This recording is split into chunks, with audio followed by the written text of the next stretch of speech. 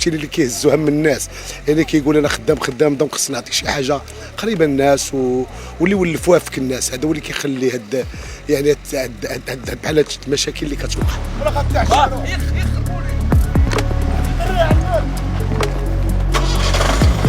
تركيبي مركب حاولت أنني نعطي فيه بعض اللمسات بطبيعة الحال بمساعدة من المخرج والزملاء الفنانين اللي معايا.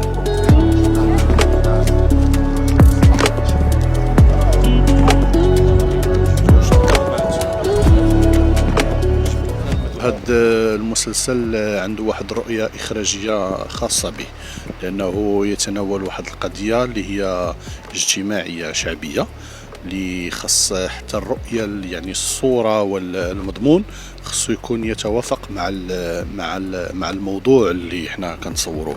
فاحنا كندويو على موضوع التسول في المغرب او في العالم بأسره. احنا كطاقم ديال الممثلين تصدمنا بزاف من داكشي اللي عايشناه واللي شفناه، والجميل في الامر اننا تعايشنا مع ناس من الظاهره، يعني الناس حقيقيين كيديروا هذا الشيء ديال بصح.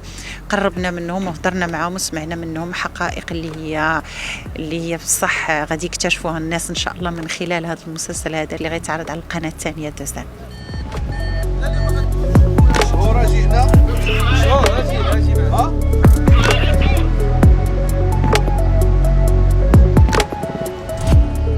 لا غولاسيون اللي عندي مع بسطوف وانا ولدو، والام ديالي مجدولين ادريسي. سي ان جون بروتيكتور شويه، وما فاهم، عنده واحد النفس ما كيرضاش زعما بنادم يعاونو ايتو، وعنده واحد لا غولاسيون اموغوز توكسيك كي فا ابوتيغ لواحد لو مارياج، ولكن ان مارياج اللي هو ما باغيش.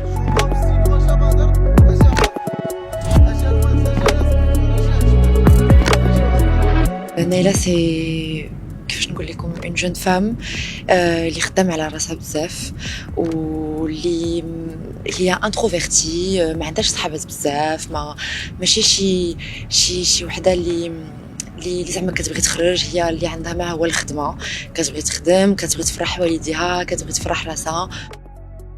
البيرسوناج ديالي سميتو زينة. زينة سي اون في اللي كتحشم شويه، كي ديتيرميني في الحياه ديالها واللي كتعرفش كدير.